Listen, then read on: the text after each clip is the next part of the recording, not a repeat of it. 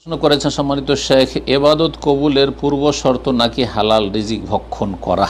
এই কথাটি আমাদের দেশে খুব বেশি প্রসিদ্ধ করে দিয়েছে কিছু বক্তারা, যে এবাদত কবুলের শর্ত হচ্ছে হালাল রিজিক। কিন্তু আমার এইরকমটা জানা নেই, বরং দোয়া কবুলের শর্ত হচ্ছে হালাল রিজিক।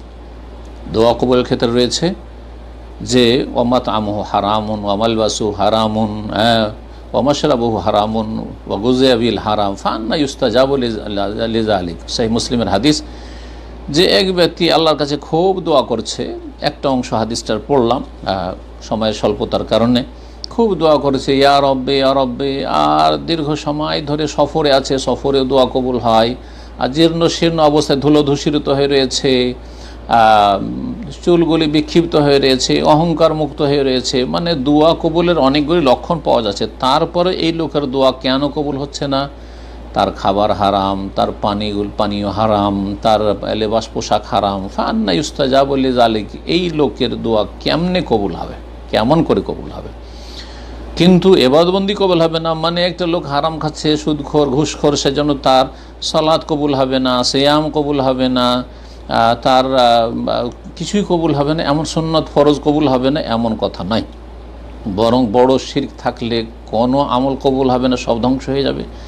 আর বেদাত যদি থাকে, যেই এবাদতটিতে বেদাতের অনুপ্রবেশ ঘটবে, অর্থাৎ যেটা বেদাত মিশ্রিত আমল হবে, সেই আমলটি নষ্ট হয়ে যাবে, ফাহুয়া রাদ্দুন, সেটা প্রত্যাখ্যাত। যেমন সহিহ মুসলিমের হাদিস মা আয়েশা রাদিয়াল্লাহু তাআলা আনহার।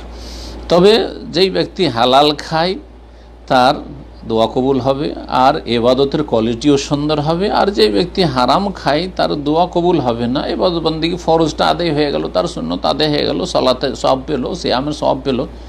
হ্যাঁ, হজে যেহেতু অর্থ দিয়ে এবাদত করতে হয়, সুতরাং হজ কবুল হবে না। হজের এবাদত যদি বলেন কবুল হবে না।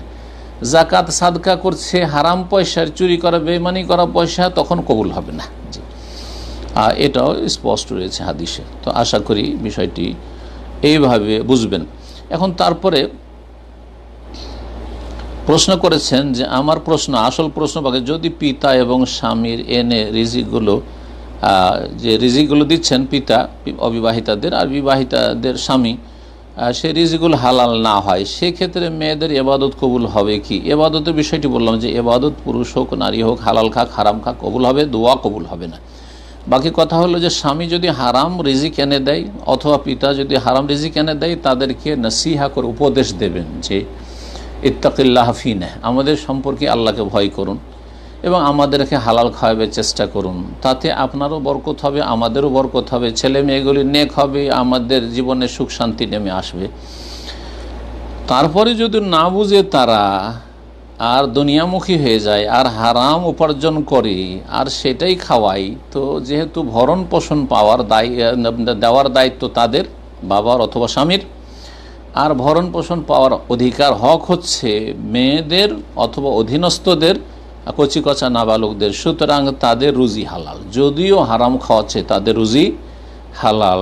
তবে যখন জানবেন যে এই ধরেন একটা কোনো খাবার নিয়ে এসেছে, যেই খাবারটা জানছে যে এই খাবারটাই হচ্ছে হারাম, জানতে পারছে, তখন খাবেন না। এই খাবারটাই হচ্ছে হারাম, তখন খাবেন না।